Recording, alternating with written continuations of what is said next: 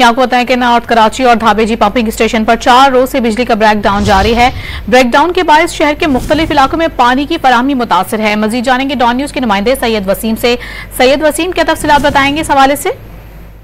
जी बिल्कुल, कराची के मुतादिद इलाकों के अंदर जो ये पंपिंग स्टेशन पर बिजली की फराहमी मुतासिर होने की वजह से जो पंपिंग से पानी मुकम्मल बंद हुआ है, उसकी वजह से लांडी, कोरंगी, मलीर, दरख्शा सोसाइटी, काला board, Alamin society, north Karachi के मुख्तलिफ एरिया और स्कीम 33 के मुख्तलिफ इलाके जो है वहां पर पानी की बंदिश को आज से 4 रोज गुजर चुके हैं। कि इलेक्ट्रिक के जराये का ये कहना है, तर्जुमान के इलेक्ट्रिक का ये कहना है कि इन पंपिंग स्टेशन पर जो फॉल्ट है वो पानी खड़ा होने की वजह से उसको दुरुस्त करने में वक्त लग रहा है, जिसकी वजह से मुश्किलात का सामना है। ताहम के इलेक्ट्रिक तर्जुमान का ये कहना है कि पानी के नीचे जाते ही इन फॉल्ट को दुरुस्तगी का काम शुरू कर दिया जाएगा।